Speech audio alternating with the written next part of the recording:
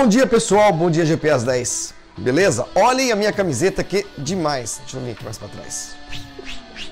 Da minha namorada, ET.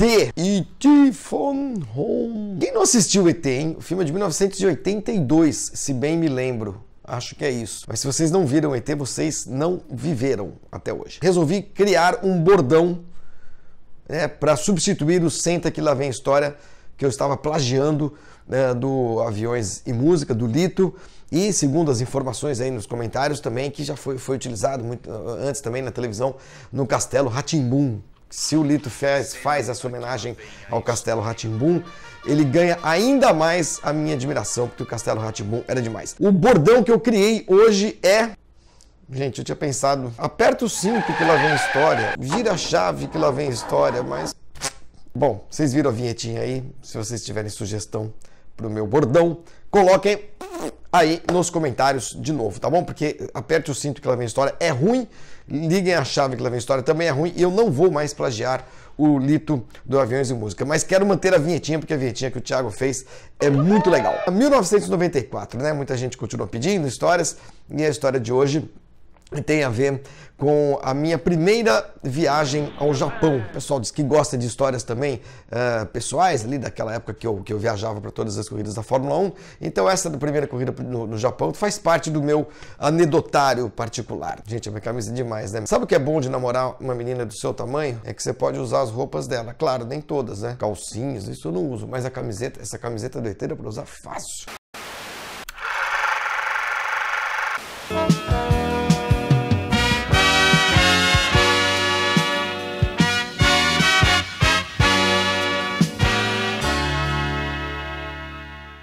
Em 1994, a segunda etapa do Campeonato Mundial acontecia em Aida, no Japão. Era o Grande Prêmio do Pacífico, porque o Japão já tinha o seu Grande Prêmio no final do ano, e em Suzuka, né, tradicionalmente, e foi um capricho de um milionário japonês, cujo nome eu esqueci, acho que era Takashi, alguma coisa assim, puxa vida. Um milionário que era dono de campos de golfe, e ter campo de golfe, para ser rico no Japão, se você tiver campo de golfe, você é rico demais, porque o Japão não tem espaço para nada, os terrenos são caríssimos, e o cara que tem terrenos grandes o bastante para construir campo de golfe, os caras jogam golfe para burro lá, o cara tem muito dinheiro. E esse cara gostava muito de Fórmula 1 e construiu um autódromo em Aida, eu ia falar no cu do mundo, mas é feio, então eu escrevi na época onde Buda perdeu as botas. Foi uma boa sacada. Chegar em Aida, em 1994, era uma epopeia. Primeiro que Aida era uma cidade minúscula, pequenininha, sem sacanagem.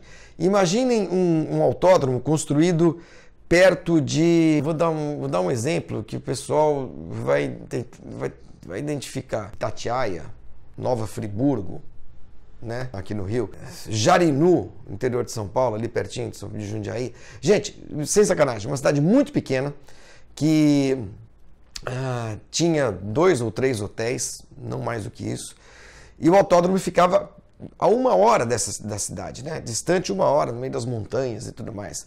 Por capricho, esse dono de campos de golfe construiu o autódromo e pagou uma grana preta pro Bernie Eccleston e conseguiu enfiar Aida no calendário para fazer o Grande Prêmio do Pacífico. Lá vamos nós para o Japão, né? Foi a minha primeira viagem para o Japão, de fato, porque nos anos anteriores a Folha e a Jovem Pan não mandavam, o campeonato já estava decidido, ou eu era editor e mandei repórter, ou a gente tinha correspondente no Japão, enfim, sei lá, por alguma razão eu acabei não indo às primeiras corridas em Suzuka, nessa minha fase de viagens, né? E em 94 eu acabei indo para o Japão pela primeira vez. Muito bem. Não havia internet, eu sempre insisto nisso, porque hoje você pega um celular, pega qualquer aplicativo, decolar.com, booking.com, viagemnet, qualquer coisa dessa, e você reserva o hotel onde você quiser, a hora que você quiser, é sensacional. Mas a gente não tinha isso. Então o que a gente tinha? A gente tinha uma lista da FIA, que mandou para os jornalistas credenciados, né, para aquela temporada, informando que, olha, só tem hotel aqui e aqui. É um desses. Se vocês quiserem ficar, é nesse, tá bom? Tá bom. Aí reservei o hotel, que chamava Alpha One, o hotel. Eu não tive a curiosidade de fazer isso, mas quando eu acabar de gravar o vídeo eu vou fazer. Eu vou procurar na internet para ver se esse hotel ainda existe em Aida e vou procurar o tamanho da cidade de Aida para ver se eu estou chutando mais ou menos. Deve ser uma cidade que não tinha mais do que, gente, 50 mil habitantes, sei lá. Aí vamos para Aida. Como é que você chega em Aida? Eu vou lá com a minha reservinha, um fax na minha mão, bonitinho. Fax, né? No meu nome, escrito Flávio Gomes aqui, reserva do hotel, beleza. Aí pegamos o avião, eu fui sozinho nessa viagem. São Paulo, Los Angeles, Nagoya. Aí em Nagoya peguei um trem-bala que viajou umas 3 horas, ou seja, pelo menos uns 900 quilômetros, 1000 quilômetros. Do trem-bala saltei, peguei um outro trem pequenininho, diesel, minúsculo, que ia parando de estação em estação, que a gente chama, não sei se ainda se usa essa expressão, cata-coió, né? Que é o trem do interior que para cada estação para pegar os caipiras, os coiós, enfim, uma coisa meio pejorativa, mas enfim, o trem era meio pejorativo. Até chegar em Aida depois de, olha, pelo menos, contando o momento que eu saí de casa para ir para o aeroporto de São Paulo até Cumbica, umas 40 horas de viagem, sem sacanagem, porque teve espera, troca de aeronave, ou pelo menos uma escala muito longa em Los Angeles, depois até chegar na estação do trem lá em Nagoya, achar o trem certo, pegar o outro trem, chegar na estação de trem lá de Aida, depois de sei lá quantas horas, e cheguei no hotel Alpha One, como diziam os japoneses. Chegando no hotel, estava uma zona, a recepção pequenininha, uma muvuca, gente do mundo inteiro, porque todos os jornalistas acabaram reservando ou o Alpha One ou o outro hotel da cidade lá, que eu não lembro não. E os japonesinhos daquele fim de mundo, coitadinhos,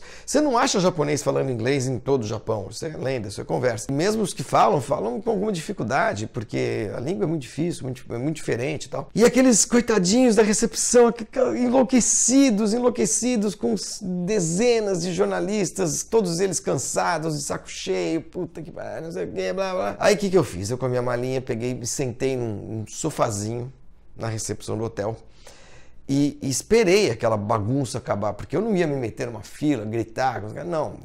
Aí os caras foram resolvendo aos poucos, um foi pegando a sua chave, subindo, até que não sobrou, depois de um bom tempo, 1 hora pelo menos, não sobrou mais ninguém na recepção. Aí me levantei e fui ao balcão com o meu fax. Como eu percebi, na minha longa observação naquela hora, que os pobres dos funcionários do hotel mal falavam inglês, era muito difícil a comunicação, o que eu fiz? Primeiro eu fiz assim, cumprimento, hello, eu peguei o fax, eu não falei nada, eu peguei o fax só, com a minha reserva, e entreguei, botei em cima do balcão assim. Tinha bem grande aqui no meio o meu nome, Flávio Gomes, dava para ver o hotel, Flávio Gomes, peguei, entreguei o fax pro cara, dei o meu melhor sorriso, depois de 40 horas de viagem, e fiquei esperando. O japonesinho pegou o papel, olhou e foi lá para dentro. E voltou. E pegou o telefone. E eu lá paradinho. E conversou com o outro. E chamou outro. E o meu fax na mão do cara. O fax era isso aqui. E fax para lá. E isso aqui. E papapá.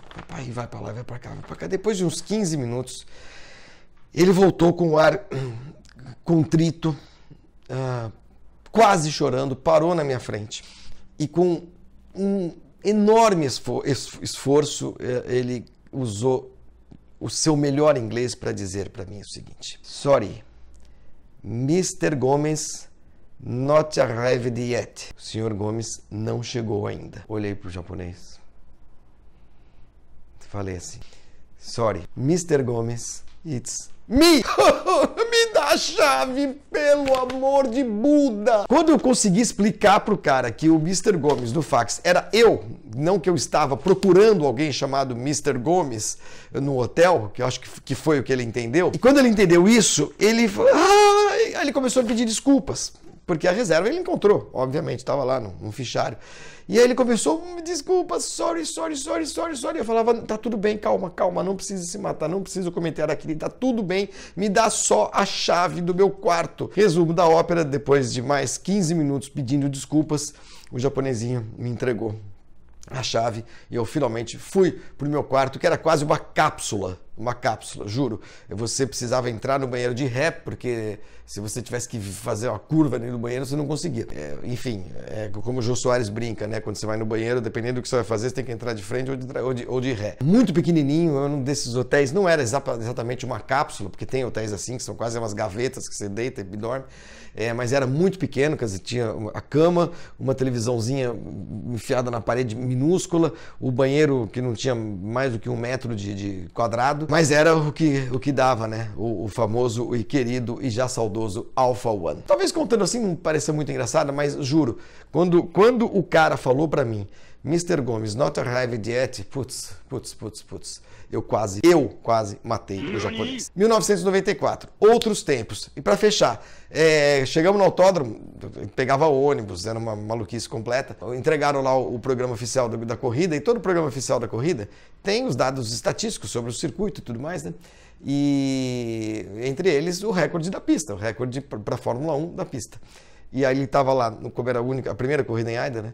Tava lá, recorde da pista. O senhor Takashi, acho que era isso, sei lá o nome dele, com uma Tyrrell de 1991, sei lá, 2 minutos e alguma coisa. Eu falei, mas que catso é isso? O senhor Takashi era o dono, como eu disse, do autódromo. Ele gostava tanto de Fórmula 1 que ele comprou uma Tyrrell de 3 anos antes, eu acho, e foi dar umas voltas lá no circuito dele, na pista dele. E para todos os efeitos, cronometraram as voltas, aquele era o recorde de Aida para um carro de Fórmula 1. Não devo ter esse programa oficial, infelizmente, mas se eu tiver lá em São Paulo, se eu achar, eu vou mostrar aqui para vocês, tá bom? É isso, gente, mais uma de 1994, hoje é sexta-feira, portanto, só volto na segunda. Um ótimo final de semana para todos. Amanhã tem Fórmula E, cobertura ampla do Grande Prêmio, o Vitor Martins está lá em Santiago, no Chile, sensacional. Vocês vão acompanhar também a corrida pela televisão, é claro, no Fox Sports, a partir das 3h30 da tarde, a largada é às 5h. Eu, o Theo José e o Thiago Alves estaremos na transmissão, tá bom? Eu volto segunda-feira com mais GP às 10. Gostaram do ET? Eu adoro o ET. Tchau. Bom fim de semana para todos.